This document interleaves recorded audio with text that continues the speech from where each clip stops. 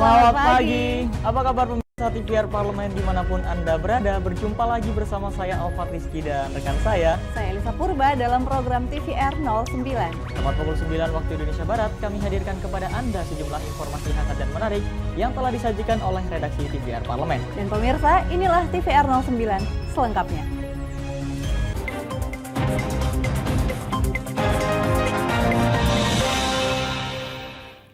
Pemirsa, berita pertama terkait Komisi 5 DPR RI yang mendukung percepatan pembangunan proyek jalan tol menuju Makassar Newport atau MNP yang merupakan proyek strategis nasional pemerintah yang sangat bermanfaat terhadap posisi Makassar sebagai pintu gerbang di kawasan Indonesia Timur. Komisi 5 DPR RI melakukan kunjungan kerja spesifik ke Makassar, Sulawesi Selatan dalam rangka meninjau proyek jalan tol menuju Makassar Newport atau MNP, tahap 1 dan 2. Seperti diketahui, proyek tersebut merupakan proyek strategis nasional pemerintah yang sangat bermanfaat terhadap posisi Makassar sebagai pintu gerbang di kawasan timur Indonesia. Wakil Ketua Komisi 5 DPR RI, Andi Iwan Darmawan Aras, memaparkan, akses tol MNP diharapkan dapat mengoptimalkan arus pengiriman logistik. Logistik khususnya di Provinsi Sulawesi Selatan ini semakin lancar dan semakin terjangkau harganya. Kita berharap bahwa keberadaan Makassar Newport ini juga tidak mengganggu aktivitas masyarakat pada umumnya dengan dibangunnya akses ke jalan tol ini. Kita berharap bahwa logistik ini bisa tidak lagi melalui jalan-jalan kota yang selama ini menjadi kendala. Sementara itu, Direktur Jalan Bebas Hambatan Ditjen Bina Marga, Budi Harimawan Semiharjo menjelaskan, pihaknya selalu mengutamakan mutu dan kualitas serta menjaga lingkungan di area sekitar proyek demi memberi kenyamanan dan keselamatan bagi masyarakat. Ini menjadi isu kita bersama bahwa mutu nasional, mutu dari kualitas dari pembangunan jalan tol khususnya pelayanan memberikan kenyamanan dan keselamatan untuk masyarakat. Andi Iwan juga menambahkan akses tol Makassar Newport diharapkan dapat memperlancar jalur ekspor-impor dan memicu pertumbuhan ekonomi di kawasan sekitar. Dari Makassar, Sulawesi Selatan, Fajar Ilhami, TVR Parlemen melaporkan. Penambangan emas oleh holding industri tambang BUMN Mine ID di Blok Wabu, Intan Jaya, Papua berdampak pada pengusiran masyarakat Papua selaku pemilik hak ulayat di wilayah tersebut. Untuk itu, Wakil Ketua Komisi 7 DPR RI Bambang Haryadi menyatakan kegiatan pertambangan seharusnya tidak menimbulkan konflik sosial dan gesekan dengan masyarakat sekitar. Penambangan emas oleh holding industri tambang BUMN Mine ID di Blok Wabu, Intan Jaya, Papua berdampak pada pengusiran masyarakat Papua selaku pemilik hak ulayat di wilayah tersebut. Wakil Ketua Komisi 7 DPR RI, Bambang Haryadi menyatakan kegiatan pertambangan seharusnya tidak menimbulkan konflik sosial dan gesekan dengan masyarakat sekitar. Hal tersebut disampaikan saat audiensi antara Komisi 7 DPR dengan elemen masyarakat Blok Wabu, Intan Jaya, Papua di Gedung Parlemen Senayan, Jakarta. Bambang Haryadi menegaskan pengusiran masyarakat Papua akibat eksploitasi penambangan emas oleh holding Mine ID merupakan hal yang tidak dibenarkan dari sisi regulasi dan berpotensi melanggar hak asasi manusia. Kendati demikian, Komisi 7 DPR akan mendengarkan pendapat dari semua pihak sehingga nantinya dapat menemukan solusi dan jalan tengah terbaik. Untuk sementara waktu, Bambang meminta masyarakat dapat menahan diri hingga proses mediasi berikutnya dapat dilakukan.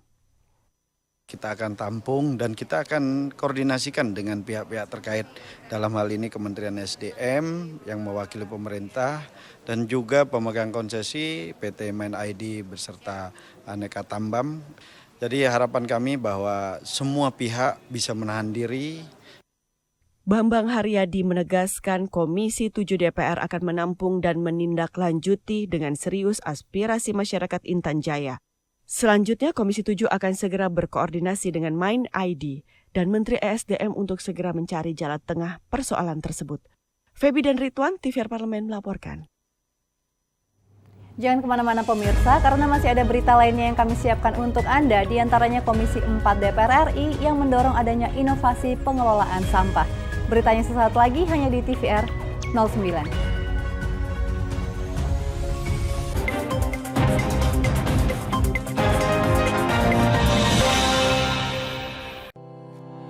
tugas dan fungsi DPR RI sangat penting bagi negeri ini sebagai pengemban amanat rakyat. Namun tidak banyak yang tahu apa saja fungsi dan tugas dari DPR.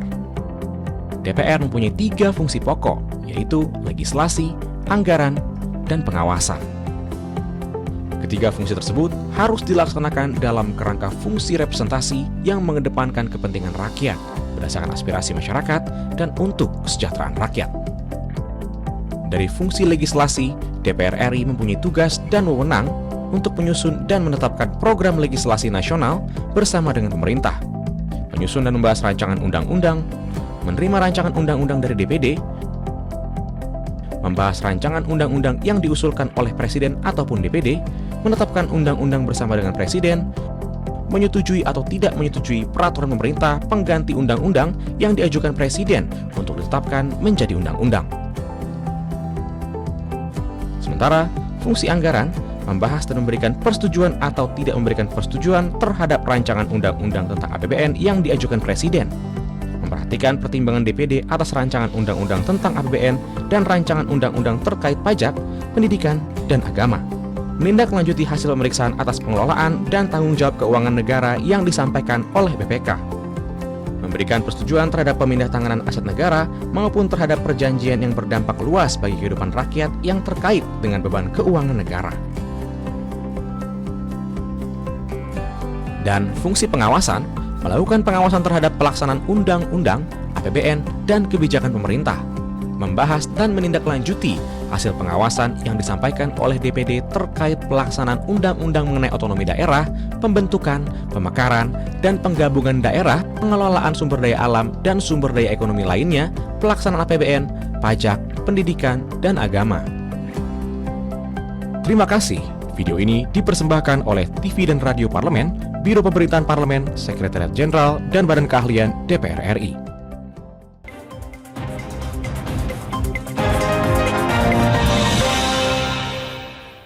Kembali di TVR 09. Pemirsa, isu pencemaran lingkungan dan masalah penanggulangan sampah di Indonesia sangat memprihatinkan.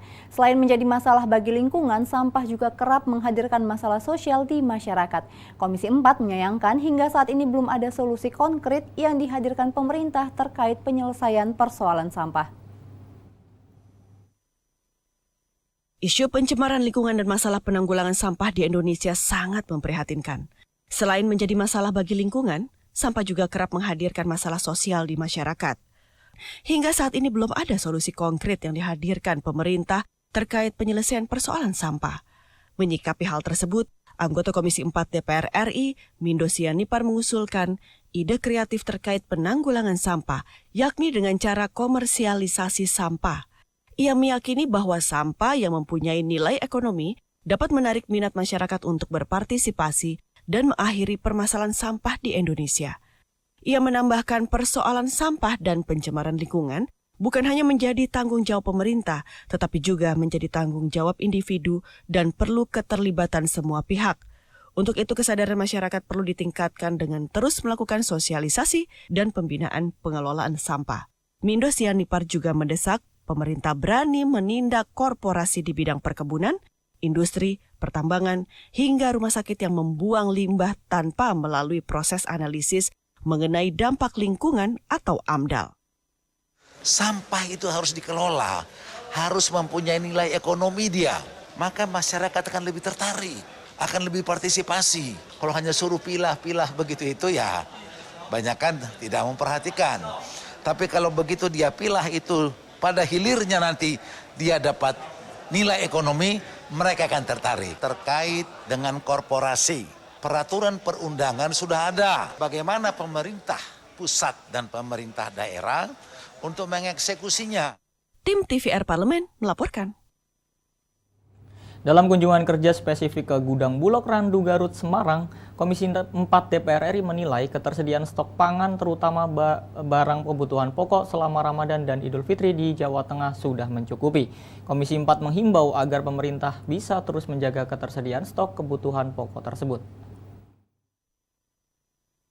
Komisi 4 DPR RI menilai ketersediaan stok pangan terutama barang kebutuhan pokok selama Ramadan dan Idul Fitri di Jawa Tengah sudah mencukupi. Komisi 4 menghimbau agar pemerintah bisa terus menjaga ketersediaan stok kebutuhan pokok tersebut. Ditemui saat kunjungan kerja spesifik ke gudang Bulog Randu Garut, Semarang, Jawa Tengah, Wakil Ketua Komisi 4 DPR RI, Deddy Mulyadi mengatakan, stok kebutuhan pokok seperti beras dan lainnya saat ini dinilai cukup. Deddy menambahkan, hal yang harus menjadi perhatian adalah daya beli masyarakat. Deddy meminta pemerintah untuk mendorong daya beli masyarakat mengingat kondisi pandemi yang belum berakhir. Cukup. Nah, kemudian kebutuhan-kebutuhan yang lain juga relatif cukup. Ya sudah tenang aja, jangan berebut lagi di pasar. Dan pasarnya juga relatif, saya lihat tidak terlalu sesak. Cuman memang problemnya daya beli publiknya yang harus terus didorong kan. Karena banyak pekerjaan-pekerjaan yang belum normal sampai hari ini. Anggota Komisi 4 DPR RI, Azikin Sultan, mengatakan berdasarkan hasil pemaparan Kepala Bulog, stok pangan di Jawa Tengah saat ini lebih dari cukup. Terutama selama bulan Ramadan dan jelang Hari Raya Idul Fitri. Azikin berharap peran Bulog dalam menjaga stok dan ketersediaan pangan dapat terus terjaga dan ditingkatkan. Barang-barang yang langka, kebutuhan 9 bahan pokok yang langka, itu semua sekarang terpenuhi. Oleh sebab itu kita sarankan agar peranan Bulog yang saat ini sudah dirasakan oleh masyarakatnya, dijaga bahkan perlu ditingkatkan. Dari Semarang, Jawa Tengah, Rangga Wijaya, TVR Parlemen, melaporkan. Pemirsa, kita beralih ke berita selanjutnya. Terkait adanya rencana penerapan kelas rawat inap standar atau KRIS, yaitu menghilangkan kelas 1, 2, dan 3, Komisi 9 DPR RI mendesak pemerintah untuk tidak mengurangi kualitas pelayanan kesehatan serta tidak menaikkan iuran BPJS bagi masyarakat, khususnya untuk kelas menengah ke bawah. Terkait rencana penerapan kelas rawat inap standar atau KRIS, yaitu menghilangkan kelas 1, 2, dan 3, Komisi 9 DPR RI mendesak pemerintah untuk tidak mengurangi kualitas pelayanan kesehatan serta tidak menaikkan iuran BPJS bagi masyarakat khususnya untuk kelas menengah ke bawah. Ditemui saat rapat kerja Komisi 9 DPR RI dengan Menteri Kesehatan dan rapat dengar pendapat dengan DJSN dan Direksi BPJS Kesehatan, anggota Komisi 9 DPR RI, Sri Meliana mengatakan, dalam penerapan kelas rawat inap standar atau KRIS, peningkatan kualitas pelayanan kesehatan harus menjadi prioritas utama. Pelayanan tentu harus dimaksimalkan. Iuran pasti akan berubah, pasti akan diatur kembali. Tapi Komisi 9 mendesak, jangan sampai iuran ini menghambat. Iuran ini menjadi hal yang menarik. Jadi apapun program yang pemerintah canangkan, iuran ini menjadi kunci dari keberhasilan program kesehatan itu sendiri. Anggota Komisi 9 DPR RI Rahmat Handoyo menyatakan kebijakan kelas rawat inap standar harus melalui uji publik karena pasti akan merubah struktur iuran bagi masyarakat. Berikan satu uji publik, komunikasi publik yang utuh, karena nanti yang isu yang paling utama dan krusial adalah masalah harga kan. Bagaimana yang tadinya kelas 1, kelas 2, kelas 3 kan berbeda-beda. Apakah nanti otomatis kan dengan kelas standar, satu kelas kan harganya kan sama. Hilman Hidayat dan Helmi, TVR Parlemen, melaporkan. Itu tadi pemirsa 5 berita pilihan dari redaksi TVR Parlemen. Berikutnya akan kami hadirkan kepada Anda liputan mendalam khas redaksi TVR Parlemen yang mengulas tentang DPR yang akan segera sahkan RUU TPKS. Informasinya sesaat lagi, tetap di TVR 09.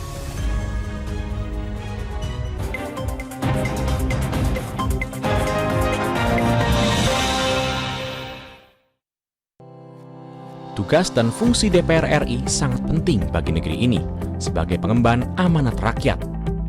Namun tidak banyak yang tahu apa saja fungsi dan tugas dari DPR. DPR mempunyai 3 fungsi pokok, yaitu legislasi, anggaran, dan pengawasan. Ketiga fungsi tersebut harus dilaksanakan dalam kerangka fungsi representasi yang mengedepankan kepentingan rakyat berdasarkan aspirasi masyarakat dan untuk kesejahteraan rakyat. Dari fungsi legislasi, DPR RI mempunyai tugas dan wewenang untuk menyusun dan menetapkan program legislasi nasional bersama dengan pemerintah, menyusun dan membahas rancangan undang-undang, menerima rancangan undang-undang dari DPD, membahas rancangan undang-undang yang diusulkan oleh Presiden ataupun DPD, menetapkan undang-undang bersama dengan Presiden, menyetujui atau tidak menyetujui peraturan pemerintah pengganti undang-undang yang diajukan Presiden untuk ditetapkan menjadi undang-undang.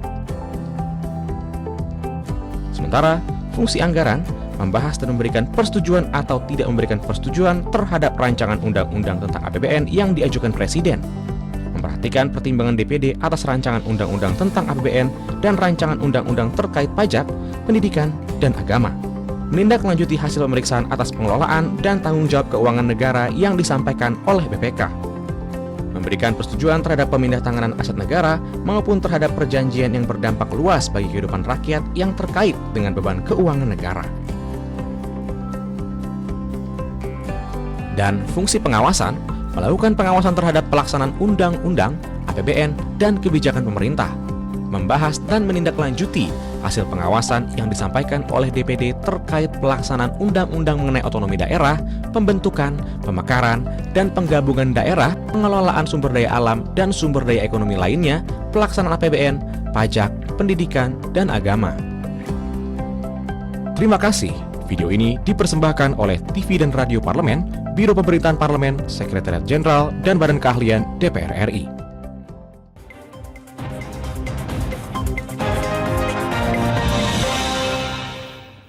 Kembali pemirsa di TVR 09. Badan Legislasi DPR RI atau Balek DPR RI bersama pemerintah telah menyepakati RUU Tindak Pidana Kekerasan Seksual atau TPKS untuk disahkan di rapat paripurna DPR RI dalam waktu dekat sebelum masa sidang ini berakhir. Meski begitu, satu fraksi di DPR RI menyatakan belum setuju pemirsa dengan pengesahan RUU TPKS.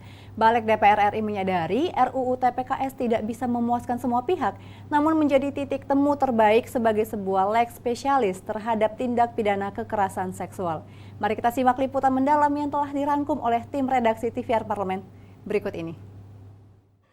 Hadirnya undang-undang ini nantinya merupakan wujud nyata kehadiran negara dalam upaya mencegah segala bentuk kekerasan seksual, menangani, melindungi, dan memulihkan korban, melaksanakan penegakan hukum.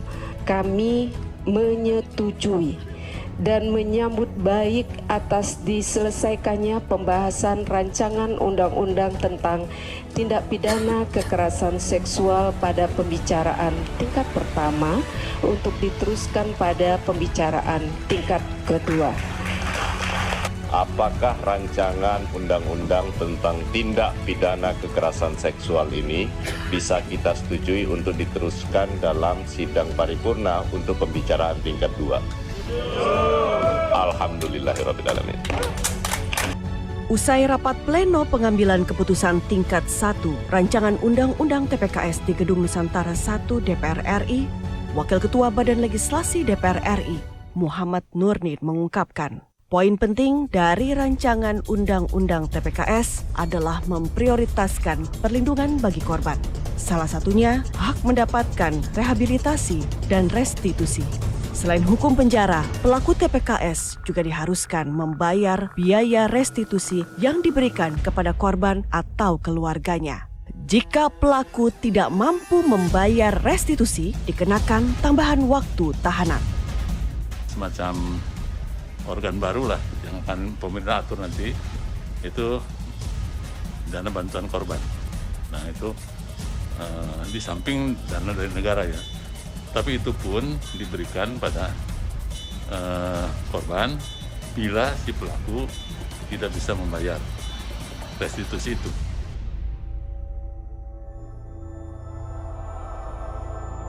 Sebelum rancangan Undang-Undang TPKS disahkan di tingkat 1, Panja Badan Legislasi DPR RI bersama gugus tugas percepatan pengesahan rancangan Undang-Undang TPKS yang diketuai Wakil Menteri Kumham telah melakukan pembahasan secara maraton untuk membahas 588 DIM rancangan Undang-Undang TPKS sejak 30 Maret lalu. Wakil Ketua Badan Legislasi DPR RI Willy Aditya menyampaikan ada pemberatan atau peningkatan sanksi pidana bagi pelaku TPKS, yaitu ancaman penjara minimal 6 tahun atau denda minimal 1 miliar rupiah. Pemberatan sanksi tersebut untuk menimbulkan efek jera bagi pelaku TPKS. Meski begitu, dalam rancangan Undang-Undang TPKS tidak memasukkan poin-poin terkait pemerkosaan dan pemaksaan aborsi. Hal tersebut akan diatur dalam rancangan Undang-Undang KUHP. Biar ini orang tahu ini kekerasan yang bukan suatu hal yang main-main, kekerasan yang serius, maka kemudian ancamannya juga serius. Maka kemudian tadi yang sifatnya 5 tahun jadi 500 juta, yang 6 tahun jadi 1 miliar, dan semua harmonisasi minimal 1 miliar. Jadi ancamannya menjadi suatu hal yang sangat serius. Sementara anggota Badan Legislasi DPR RI Supriyansah menyoroti kewenangan penyidik dalam rancangan Undang-Undang TPKS. Dalam menggali informasi dari korban kekerasan seksual, penyidik perlu mengikutsertakan psikolog supaya tidak menimbulkan trauma atau memperberat kondisi mental korban.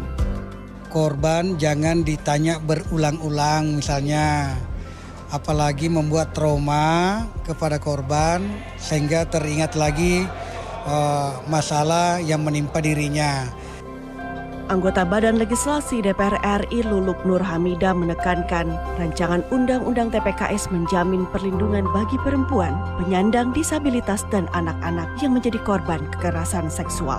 Nantinya setelah disahkan, rancangan Undang-Undang TPKS menjadi payung hukum bagi aparat penegak hukum bergerak cepat berdasarkan delik aduan untuk menindak pelaku.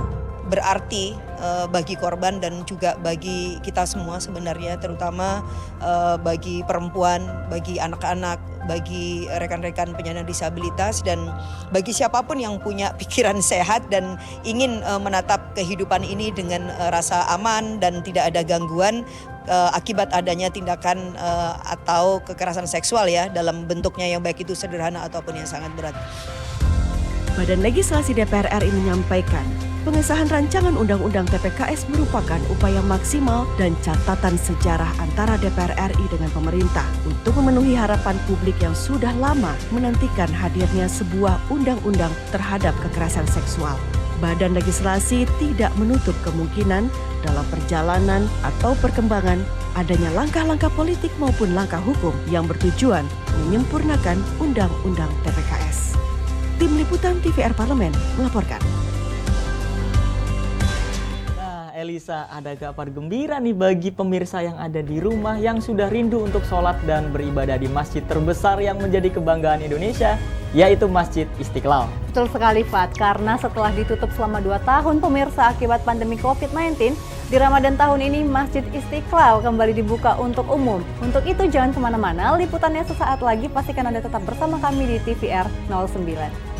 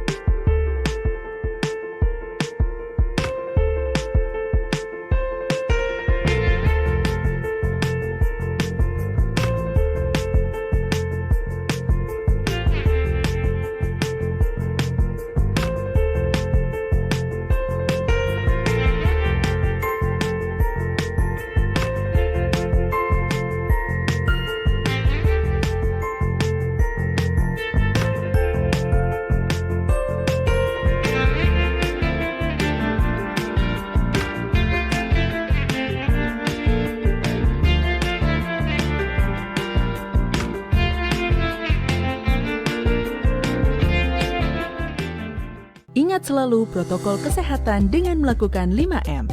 Memakai masker, mencuci tangan pakai sabun, menjaga jarak,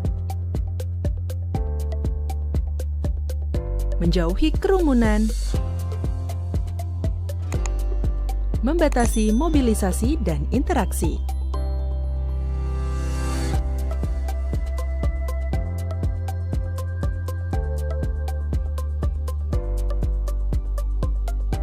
Dipersembahkan oleh Biro Pemberitaan Parlemen, Sekretariat Jenderal DPR RI.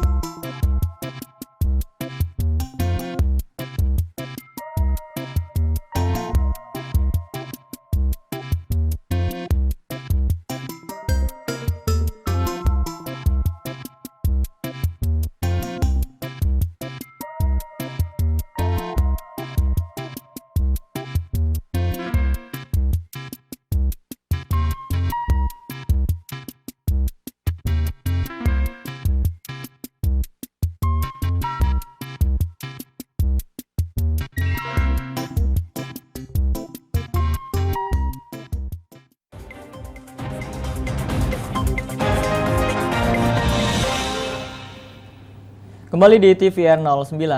Pemirsa, Masjid Istiqlal kembali dibuka untuk rangkaian kegiatan ibadah selama bulan Ramadan 1443 Hijriah tahun ini. Pengendalian pandemi COVID-19 yang semakin membaik membuat berbagai kegiatan di Masjid Istiqlal dapat kembali digelar, pemirsa. Berikut ini liputan lengkapnya hanya untuk Anda.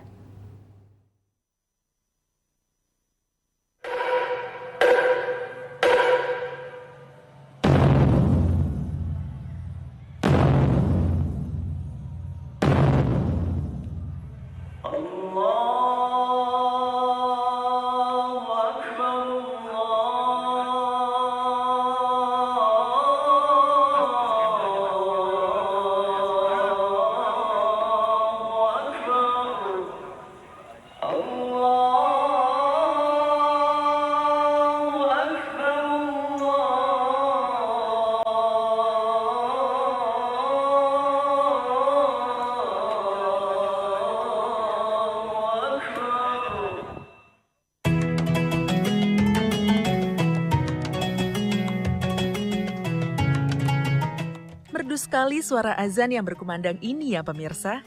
Azan ini berkumandang dari masjid terbesar di Indonesia, yaitu Masjid Istiqlal. Masjid yang berdiri di tanah seluas 9,5 hektar ini dibangun pada tahun 1961 dan diresmikan menjadi Masjid Nasional pada 22 Februari 1978. Tidak hanya menjadi tempat beribadah umat Islam, masjid yang direnovasi pada tahun 2019 ini juga menjadi simbol kerukunan beragama karena terletak di seberang gereja katedral, tempat beribadah umat Katolik. Ada fakta menarik lain juga nih soal pembangunan masjid yang menjadi ikon ibu kota ini.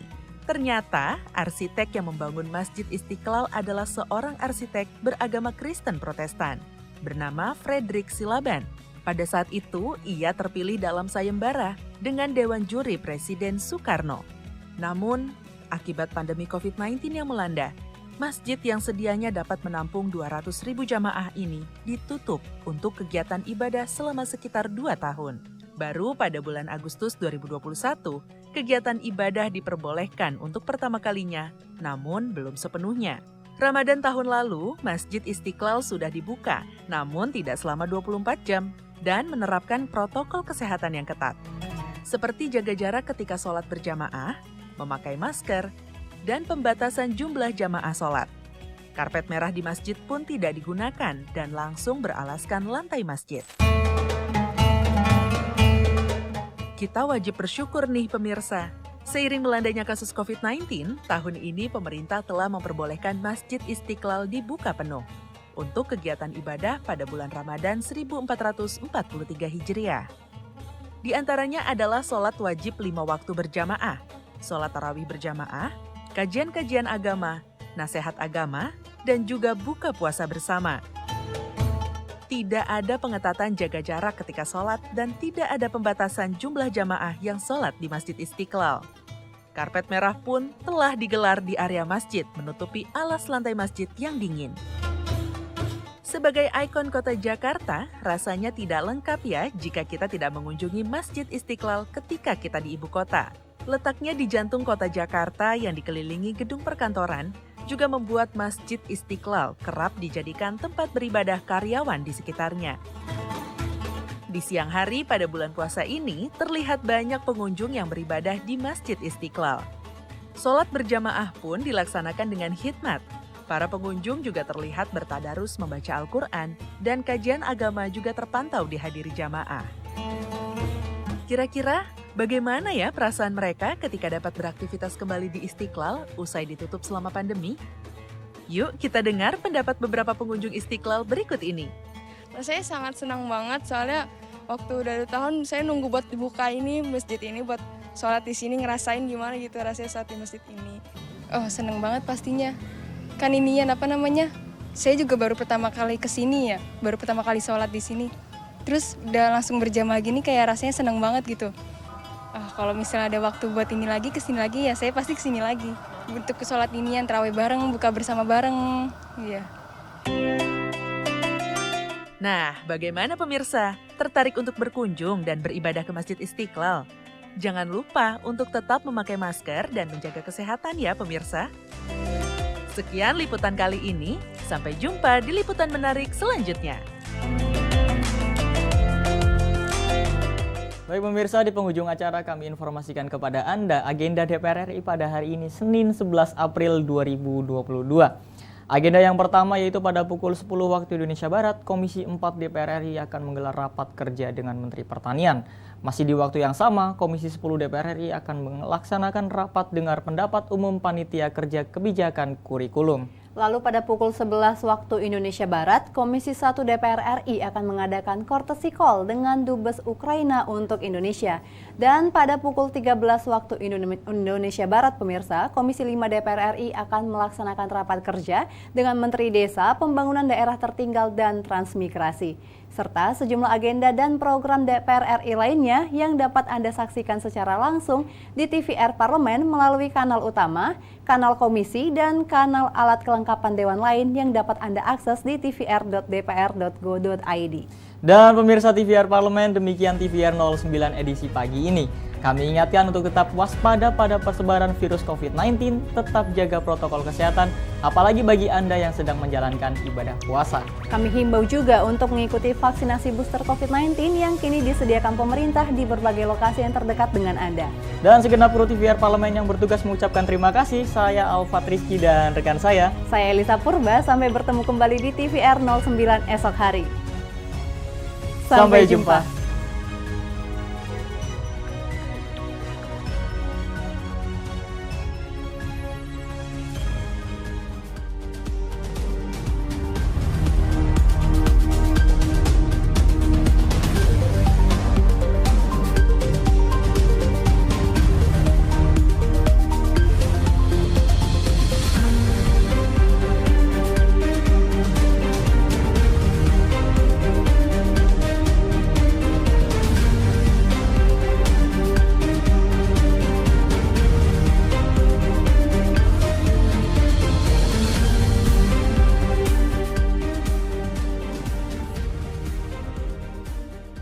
Badan